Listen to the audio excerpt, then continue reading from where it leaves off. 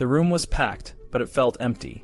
The bright lights of the cameras blinded me, making it hard to see the faces of the people who had come to witness my downfall. The city council chambers, usually quiet and mundane, buzzed with an eerie energy. This wasn't just any medical board hearing. It was the world's most famous medical board hearing, as the Memphis Press Scimitar had dubbed it. I tried to ignore the pressure, but it was impossible. I walked past the media swarm, their cameras and microphones jabbing at me like accusing fingers.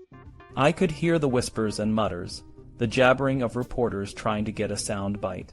I felt like I was walking into a lion's den, surrounded by predators ready to pounce.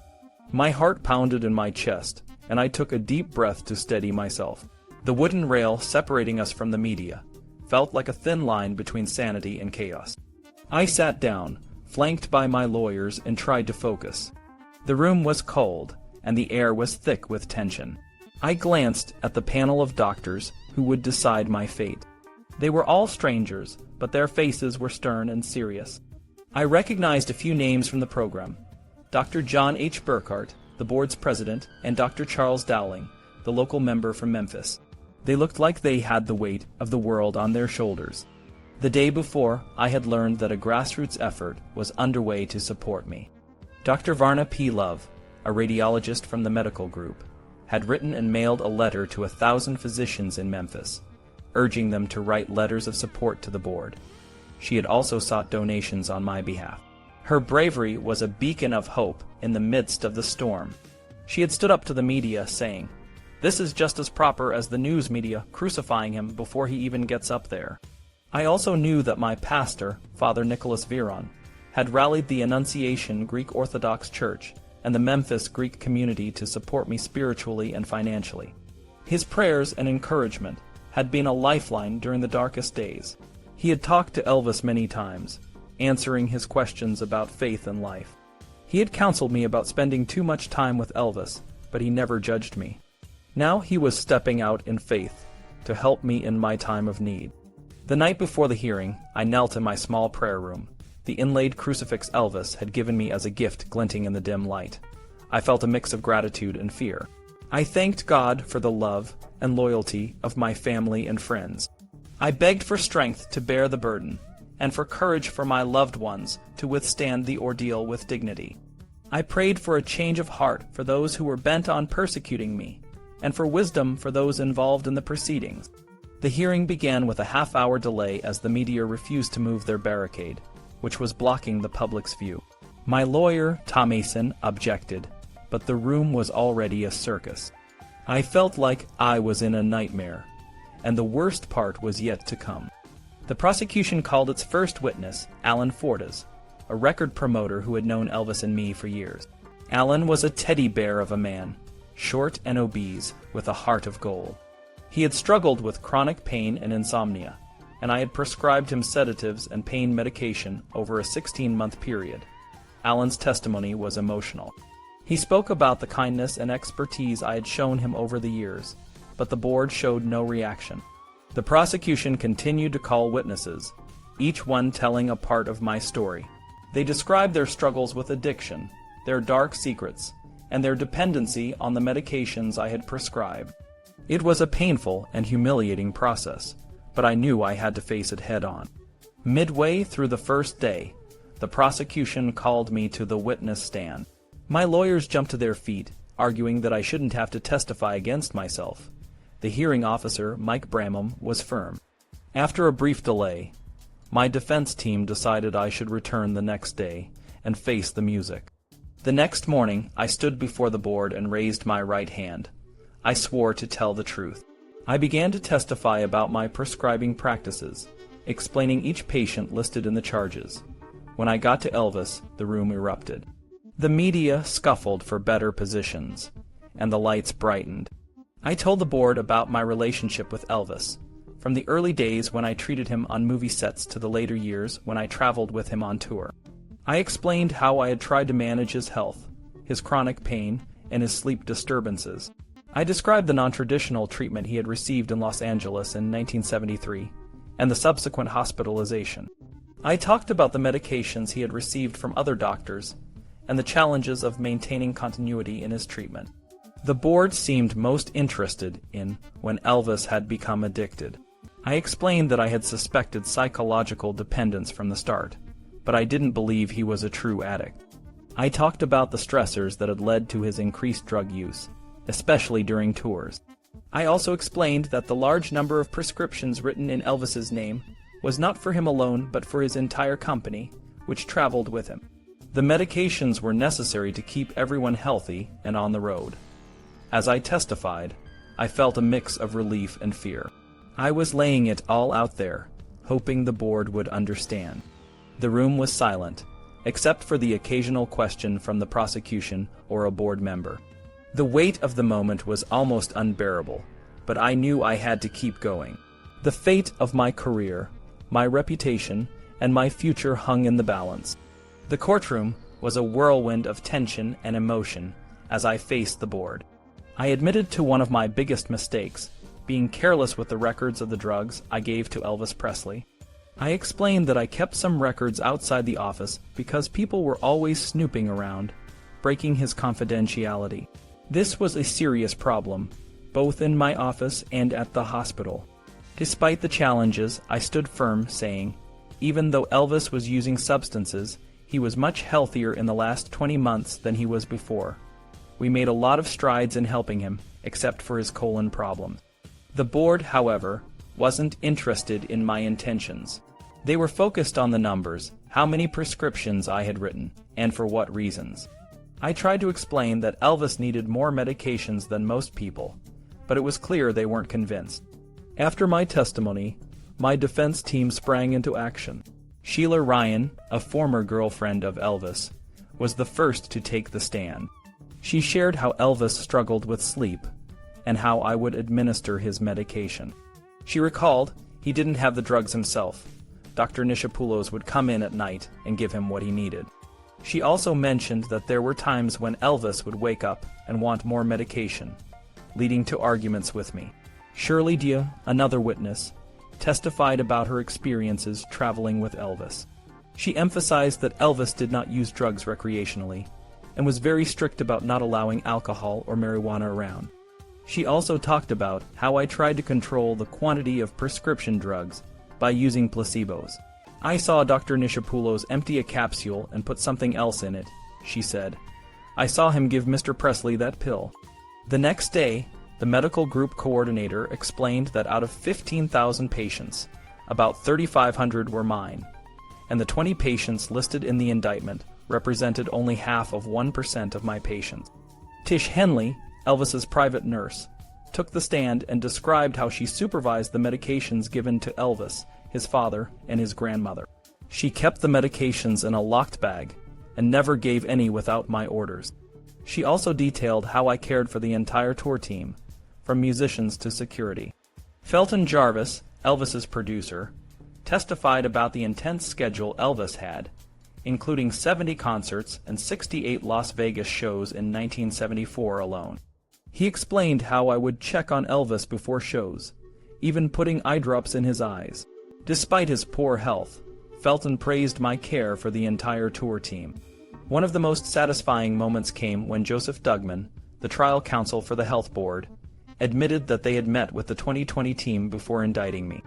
This revealed a level of collusion that I found alarming, but it didn't seem to affect the media or the board's decision.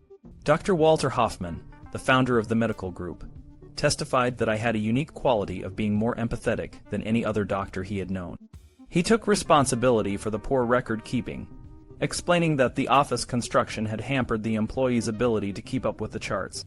Dr. Lawrence Rubble, a specialist I consulted for Elvis's gastrointestinal problems, shared how we had a session with Elvis about his drug use.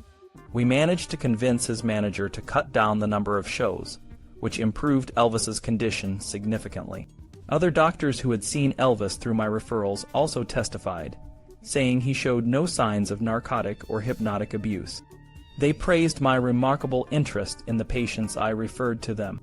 On the final day of the hearing, a heated argument broke out. The state prosecutors wanted to bring up the cause of Elvis Presley's death, but my attorney, John J. Tommyson, objected strongly. The board couldn't bring in Dr. Eric Muirhead, who had performed Elvis's autopsy, because he was under a court order not to discuss the report until a pending lawsuit was resolved. The media was restless, and ABC News' efforts to force the autopsy into public record had backfired. The hearing was intense, with 14 state witnesses and 25 defense witnesses. The board of doctors seemed to be listening, but the outcome was still uncertain. Despite the challenges, I remained hopeful that the truth would come out. The courtroom was tense as Cooney and Assistant Attorney General Frank Scanlon tried to bring Dr. Muirhead, who had performed Elvis Presley's autopsy, to testify. They hoped he could challenge Dr. Francisco's conclusion that Elvis died from heart disease, not drugs. However, Officer Bramham ruled that Dr. Muirhead couldn't be forced to testify because his knowledge came only from the autopsy, and the state's attempts to have him testify in private were also denied. The board then allowed Dr. Jerry Francisco, the Shelby County medical examiner, to testify about what he found during the autopsy. Dr. Francisco repeated his long-held belief. Elvis Presley died of cardiac arrhythmia caused by high blood pressure and hardening of the arteries. His heart was twice the normal size, his arteries were clogged, and he had a history of high blood pressure. Dr. Francisco also explained that the drugs found in Elvis's system, even in combination, did not indicate a drug overdose. He pointed out that if Elvis had taken a large dose of drugs in the morning, he would have been in a coma by the afternoon, but he was found stiff and blue, which suggested a sudden and catastrophic event. Dr. Francisco noted that drug overdose victims are often found in bed or on a couch, not fallen forward. Dugman, who admitted to working with 2020 to create the allegations against Dr. Nichopoulos, tried to challenge Dr. Francisco. He asked if the autopsy report's conclusions differed from Dr. Francisco's. Dr. Francisco replied that the factual details were correct, but he couldn't comment on the opinions of others. The defense then introduced a newspaper article with leaked information from the toxicology report. Dr. Francisco confirmed the presence of the drugs listed, but insisted they didn't cause Elvis's death. He explained that the drugs found were consistent with his diagnosis of heart disease. Next, Dr. Brian Finkel, an English toxicologist, testified. He had analyzed Elvis's autopsy specimens and said none of the drugs were toxic or life-threatening individually. However, he lacked enough medical information to determine if the combined effects of the drugs played a role in Elvis's death. Dr. Finkel also mentioned that he was not informed that his statements would be used in a way that suggested drugs significantly contributed to Elvis's death. Dr. David Stafford, another toxicologist, testified that he found nothing in Elvis's system that indicated a toxic drug dose. The codeine level was only borderline toxic. Despite the expert testimonies, the media seemed to ignore the information that contradicted the drug overdose theory. The defense's efforts to clear Elvis's name seemed to fall on deaf ears. After a lunch break, the state showed portions of the 2020 special, The Elvis Cover-Up, to the medical board. Dr. Nichopoulos had to sit and watch as the show he believed had unjustly tarnished his reputation played on the courtroom monitor. He felt helpless and disheartened. Finally, it was time for the closing arguments.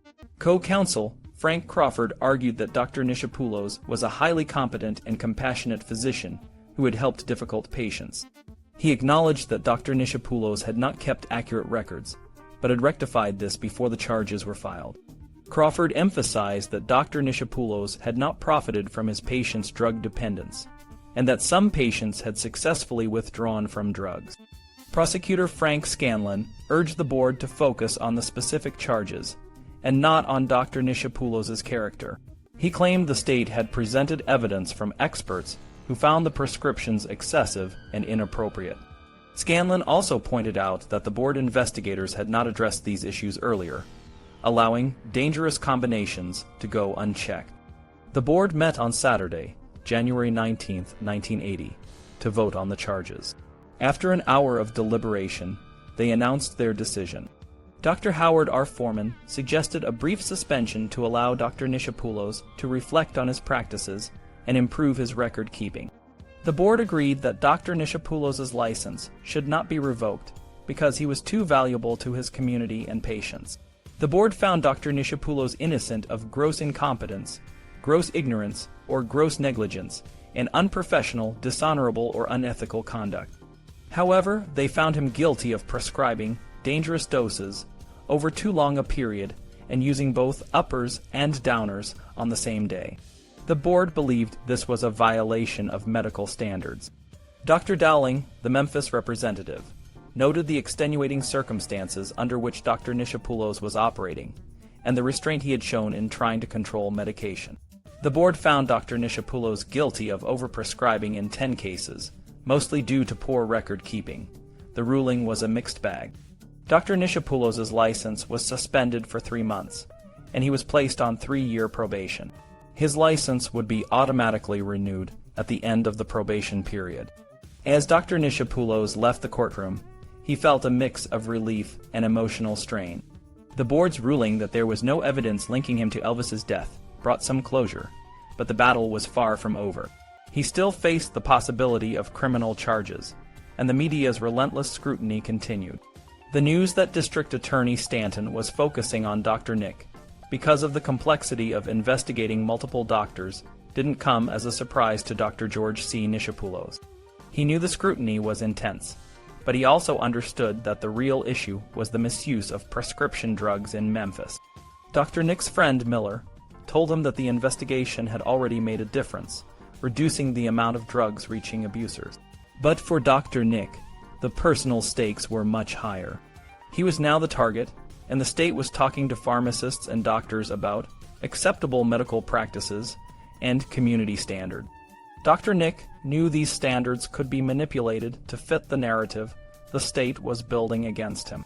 One day, Father Nicholas Viron visited Dr. Nick with a message of support. The Legal Defense Fund, made up of members from Annunciation, Greek Orthodox Church, and other community supporters, was ready to continue helping. This group had already raised money for attorney fees and witness travel expenses. Dr. Nick was grateful for their support and took their advice to focus on his defense. They would handle the financial side if it came to a trial, which it inevitably did. On May 16, 1980, the Shelby County Grand Jury indicted Dr. Nick on 11 counts of overprescribing drugs to patients, including Elvis Presley and Jerry Lee Lewis. The charges were serious, and if convicted, Dr. Nick faced up to 110 years in prison and hefty fines. Posting a $1,000 bond, he was free on bail, but the pressure was immense. Edna, his wife, was particularly upset when she saw the photo of Dr. Nick surrendering to the sheriff's fugitive squad in a white lab coat over his plaid trousers. The caption read, "Dr. Nichopoulos surrenders," and the accompanying article highlighted the severity of the charges. Dr. Nick knew he needed a strong defense. His supporters decided to bring in a heavy hitter to level the legal playing field. They chose James Neal, a famous attorney who had convicted Jimmy Hoffa and played a key role in the Watergate trials.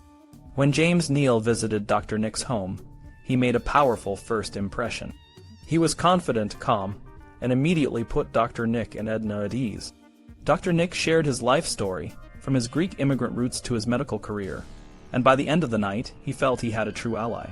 With the law firm of Neal and Harwell on his side, Dr. Nick prepared for the battle ahead. James Neal's team, including Tom Dundon and Donna Phillips, worked tirelessly. They moved to change the trial venue due to local press prejudice, but discovered that the people of Memphis didn't blame Dr. Nick for Elvis Presley's death. This information was crucial for the jury selection process. During the selection, Neal's approach was gentle and thoughtful, testing the theme of the defense. Dr. Nick was a good Samaritan who had acted in good faith. The selected jury was a mix of everyday people from various backgrounds, and Dr. Nick's team felt confident that they would be fair. Neal's strategy was clear. Keep the defense simple, clear, and straightforward. Dr. Nick himself would take the witness stand, and his legal team would prepare him to testify effectively. The road ahead was long and hard, but with James Neal by his side, Dr. Nick was determined to fight for his freedom. Neal and his team had a way of making everything seem manageable. Their energy was so infectious that I found myself caught up in the process, barely having time to worry. Neal's theory was that trial law was a lot like football or war. The team that made the fewest mistakes wins. So we planned the trial like a football game, understanding that preparation was key. Neal acted as the quarterback, selecting the plays we would run against the prosecution and the defense we would use to thwart their advances. He was a former prosecutor and knew exactly how the other side would think. By the time the trial started, I was as prepared as I could be. We were in Judge Bernie Weinman's court in the New Shelby County Criminal Justice Center. The courtroom was designed like a theater in the round, with a circular, soft white center light that made it look like a spaceship. The deep chocolate, nubby carpet covered the walls, floor, and even the padding of the swivel chairs, adding to the spaceship theme. The low barrier, covered in hippie van-style carpet, separated the spectators from the action. The trial began with Prosecutor Miller delivering his opening arguments. He stood rigid, reading from a long legal pad. He shocked me by saying, "Heroin is not the big problem in Memphis, till it is. I didn't know that. There was no medical literature I was aware of that told doctors which drugs were being abused on the streets." Miller said the state would prove that I continued to prescribe large amounts of drugs to the patients named in the indictment, even after some had undergone hospital detoxification. He mentioned Presley, saying that he had few medical problems except those caused by excessive drug use. The prosecution would bring in medical experts to say that I wasn't prescribing these drugs for any accepted medical reason. When it was Neil's turn, he stepped forward holding a few index cards. In a conversational tone, he looked each juror in the eye and said, "You will learn that Elvis Presley would have died 10 years earlier without Dr. Nichopoulos. Presley suffered from high blood pressure, a bad colon, insomnia, ulcers, liver problems, glaucoma, obesity, and depression." Neil then explained my approach to treating problem patients, how I had helped many of them reduce their drug use, and even helped Elvis and Jerry Lee Lewis detox. He talked about how I tricked Presley with placebos to decrease his drug intake, and how the large number of prescriptions the prosecution mentioned were often for members of Presley's entourage, but charged to Presley because he paid the bills. The prosecution presented a series of witnesses. L. Hutchison, the chief investigator for the district attorney, talked about checking 150 pharmacies for prescriptions I had written from January 1975 to October 1979. This was the pill numbers game again, but with higher stakes. Hutchison had obtained a sample of my handwriting, and an expert would confirm that the signatures on the prescriptions were mine. Neil's strategy was to keep things simple. He didn't contest that I had written the prescriptions, even though I didn't believe I had written all of them. Some of the prescriptions had multiple medications listed on a single sheet, which I never did. Some of the drug names were typed, which I also never did. We conceded that I had written all the prescriptions presented, but this didn't sit well with me. The prosecutors scored a major victory with the prescription numbers, even getting the judge's approval to show the jury prescriptions not covered by the indictment. Neil objected strongly, saying the prosecutors were broadening the charges after the fact. Judge Weinman ruled that the intent and knowledge of a patient's condition before the indictment made the prescriptions not listed in the indictment relevant. Things got worse when the prosecution brought in Robert Muehlberger, a handwriting expert, to verify that I had written the prescriptions. On cross-examination, Neil got Muehlberger to admit that the numbers on 20 of the prescriptions had been altered substantially. Next, the prosecution called Jack Kirsch, a man I once considered a friend. He had told the 2020 producers about the state's audit, and given sound bites for the Elvis cover-up. Under Neil's cross-examination, Kirsch admitted he couldn't verify that I had prescribed the phone in prescriptions because he didn't take all the pharmacy's calls. He also said I had told him I would be using the large amount of drugs to treat Elvis's entourage. Kirsch even testified that I had asked him to help me find pharmaceutical companies to make placebos. He also mentioned that Elvis was getting drugs from everywhere under the sun, even from out of town. Kirsch's testimony actually helped my case. Then came the issue of my record keeping. Laura DeMagala, the chief of medical records for the medical group, testified that I compared fairly well to some of the other doctors. She said the state was only concerned about the medications for 11 of the 2,500 patients I treated annually. D. Beecher Smith II, the attorney for the Elvis Presley estate, confirmed that I had received loans before Elvis's death. Under cross-examination, Neil had Smith explain that a large portion of the loan had already been repaid, and that the loan from Elvis was secured by the deed to my house in his estate's name. Smith also stated that the monthly notes were current. Marty Lacker, a member of Elvis's Memphis Mafia, testified after his wife, Patsy. He spoke honestly about surviving his own withdrawal from addictive sleeping medication. Neil had previously met with Marty, who agreed to testify on my behalf, but the prosecution called him as their witness first. Marty told his story about how I had advised him of the dangers of Placidil and warned him to stay within the prescribed dosage. I respected Marty for his ability to do that, and never saw symptoms of drug abuse when I examined him. I never considered Marty a drug addict or medically addicted. I evaluated him as smart and successful, managing his life well. The day came when the state attempted to introduce the Elvis autopsy report. I couldn't understand why Dr. Eric Muirhead was so insistent that Elvis had died a drug-related death, and why he kept trying to connect me to it. Dr. Muirhead, the chief of pathology for Baptist Memorial, detailed the examination of Elvis's body, including the organs and fluids. He mentioned that the stomach contents were pumped out in the ER. Prosecutor Miller asked, "Did you and the other doctors have any conversations during the autopsy?" Neil immediately objected. The judge had already ruled that the prosecution could question Dr. Muirhead about the drugs found in Elvis's body, but not about the cause of death. The court recessed, and the soundproof walls made it difficult for the press to stay awake, unless Elvis's name was mentioned. The international press corps, seated in the front rows, began stirring and had to be shushed. Neil had arranged for us to answer questions after court recessed each day in exchange for the media not following us around. ABC TV was lobbying for the autopsy to be admitted. "This case has become totally an Elvis Presley thing," Neil told Judge Weinman. "The state has already taken the position that there was no question of foul play in Elvis's death, that there was no criminal conduct by Dr. Nichopoulos." Neil asked the judge to bar any testimony regarding the drugs found in Elvis's body or the cause of his death. Prosecutor Miller surprisingly agreed, stating that the cause of death was not being considered in this trial. On cross-examination, Neil asked Dr. Muirhead about a previous conversation we had. Dr. Muirhead admitted that drugs were always available to Elvis, and that I had difficulty controlling them. I would find drugs on the bedside table and remove them, only to find them back a few days later. The next witness was Dr. Norman Weissman, a California biochemist. His testimony was highly anticipated. He listed the drugs found in Elvis's body and where they were found.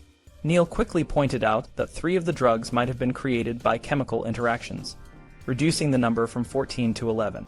He reminded the jury that Elvis had obtained codeine from a dentist the night before he died. Weissman admitted that, except for methaqualone, all the drugs were at therapeutic levels. Later he recanted, saying the methaqualone level was questionable and actually on the borderline between toxic and therapeutic levels. Weissman also admitted that there was no way to prove I had prescribed any of the drugs found in Elvis's body. He confirmed that I had prescribed only 8 of the 44 drugs submitted by the prosecution, some of them months before Elvis's death. The following day, the prosecution targeted Jerry Lee Lewis's reputation. They wanted to show that I had continued to prescribe amphetamines to Jerry Lee after I knew he was addicted and did nothing to help him. Dr. David Knott, from the Memphis Mental Health Institute, testified under court order. He said I had asked him to treat Jerry Lee during his 1976 hospitalization because I was worried he might be addicted. The conversation turned to Elvis, and Dr. Knott mentioned how he was called in to consult on Elvis during hospitalizations in 1973, 1975, and 1977, and on 3 other occasions at Graceland. The courtroom was tense, and the air felt heavy. Dr. Knott, a respected physician, took the stand. He described his first encounter with Elvis Presley in 1973. He appeared obese, somewhat lethargic, Dr. Knott recalled. He was bloated from steroid injections and suffered from a number of physical problems. When asked if Elvis was detoxed at that time, Dr. Knott confirmed it. He believed that Dr. Nichopoulos, Elvis's primary doctor, was genuinely trying to help his patients. James Neal, the defense attorney, asked Dr. Knott about his conversations with Dr. Nichopoulos. "Did you discuss the issues of narcotics and the interaction of drugs with him?" Neal inquired. Dr. Knott nodded, explaining that they talked about the dangers of mixing sedatives and narcotics. He also mentioned that Dr. Nichopoulos had asked for his help in developing a regimen to help Elvis withdraw from drugs. Using a combination of phenobarbital and methadone, Elvis was drug-free after 11 days. Neil then asked a surprising question, "Do doctors have doctors?" Dr. Knott smiled and said, "Yes, they do." He revealed that he had two doctors, one of whom was Dr. Nichopoulos.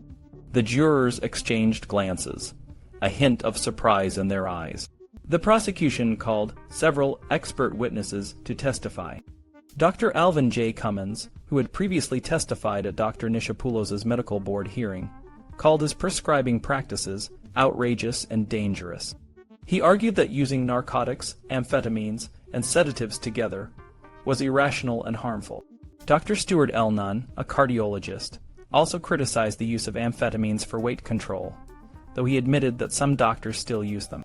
Dr. William Lerner, a witness from the Medical College of Virginia, gave a lengthy and somewhat boring speech about drug abuse.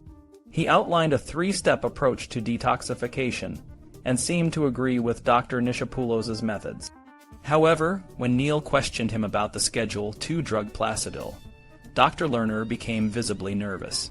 Neil pointed out that Placidil was actually a Schedule IV drug with a low potential for abuse.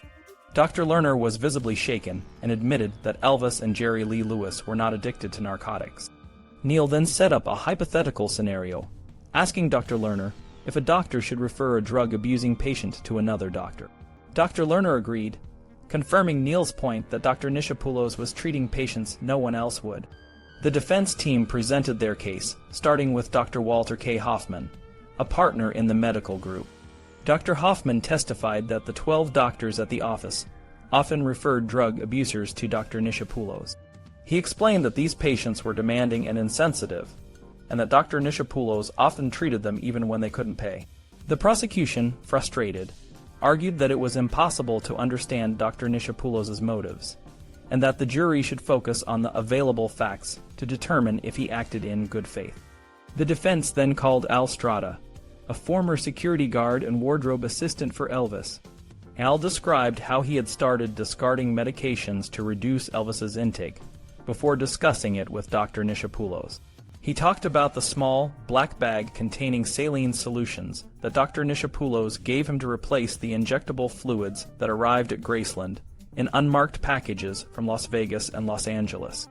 Al also mentioned the secretive trips Elvis would take to get medications he wanted.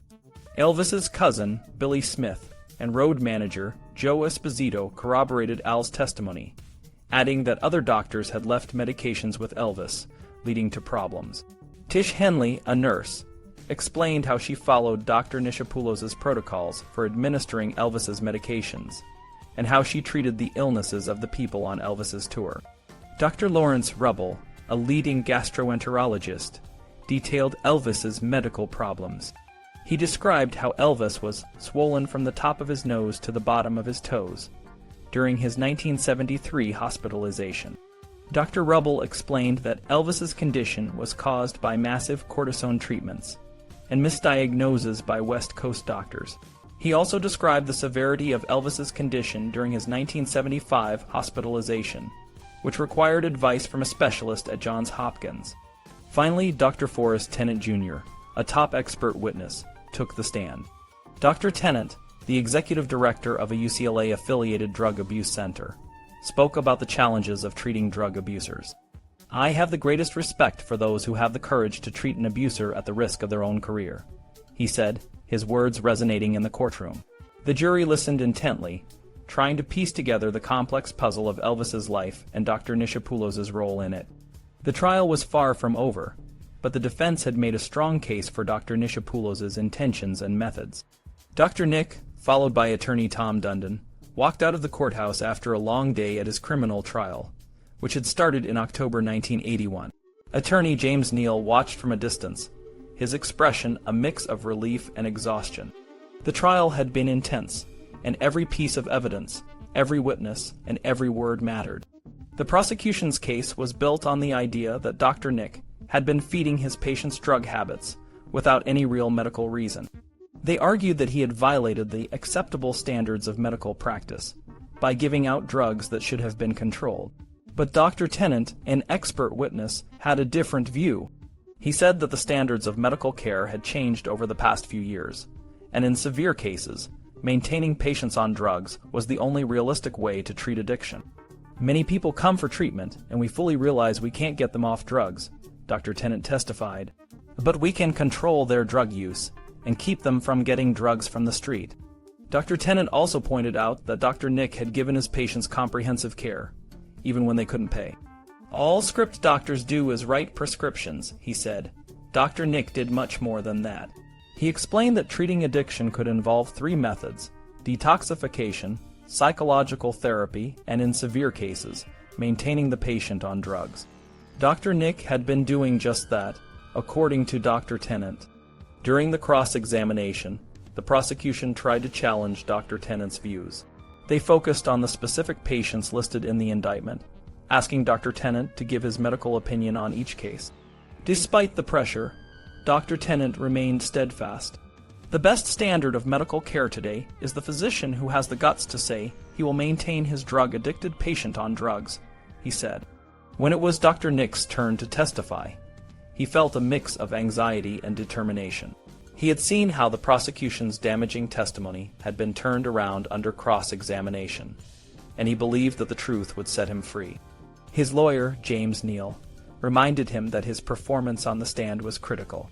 If a defendant is going to take the stand, everything rests on how well he or she does, Neal had said.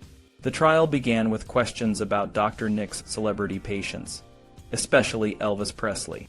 Neal guided Dr. Nick through his treatment of Elvis, emphasizing that he had always had legitimate medical reasons for prescribing medication. Dr. Nick explained how he had reduced Elvis's medication intake, used placebos, and even tried to wean him off drugs completely. He described the challenges of managing Elvis's addiction, especially when he was on tour. The prosecution's attorney, Jewett Miller, focused on the large quantities of drugs prescribed to Elvis's entourage. Dr. Nick explained that much of the medication was discarded, and that he had used placebos to help control Elvis's drug use. He also admitted that the doses he prescribed sometimes exceeded the guidelines in the physician's desk reference, but he explained that this was necessary because his patients had developed a tolerance to the drugs. As the trial progressed, Judge Bernie Weinman directed the acquittal of 3 counts against Dr. Nick, based on testimony that suggested there could have been valid medical justifications for prescribing the medication. The closing arguments centered on whether Dr. Nick had acted with criminal intent.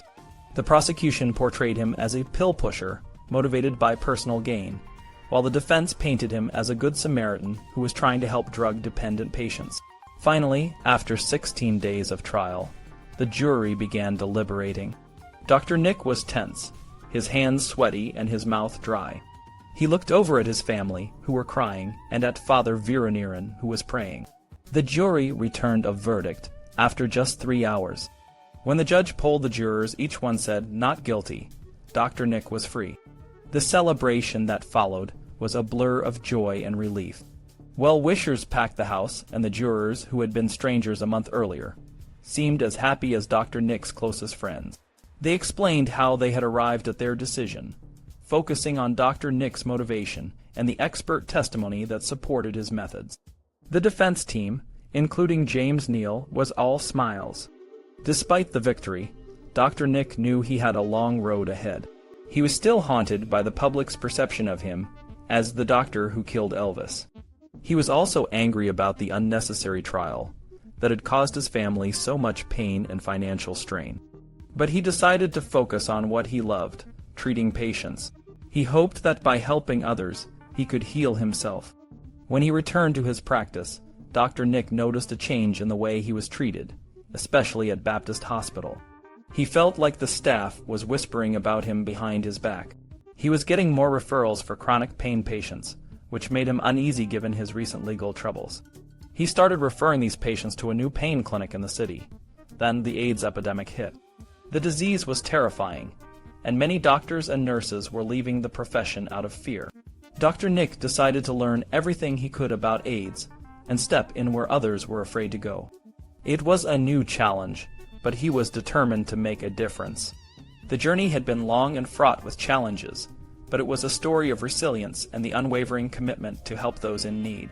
Dr. George C. Nichopoulos, known to many as Dr. Nick, had dedicated his life to medicine, always striving to be the best doctor he could be. In 1962, he began taking additional training at Johns Hopkins, not to specialize, but to ensure he could provide the best care for his patients, including those suffering from AIDS.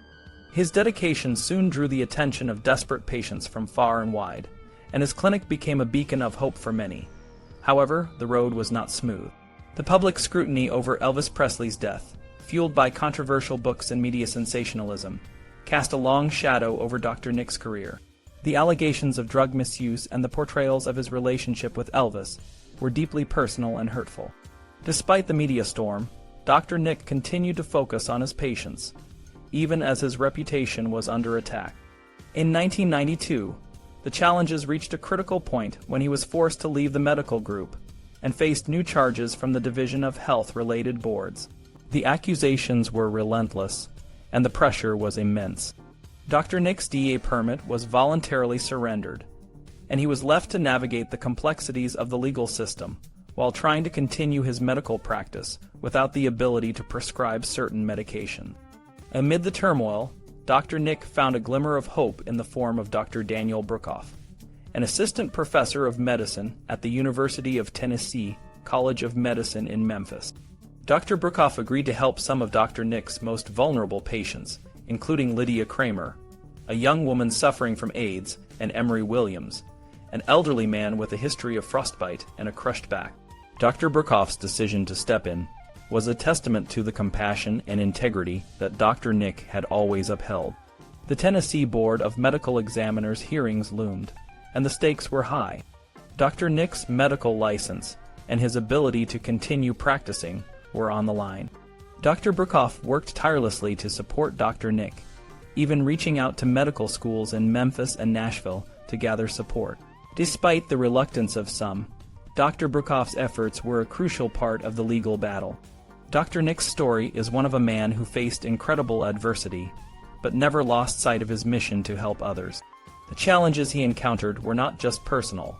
They were a reflection of the broader issues in the medical community and society's perception of illness and treatment. Dr. Nick's journey is a reminder that the path of a doctor is not easy, but it is one of the greatest callings, filled with the power to heal and bring hope to those who need it most.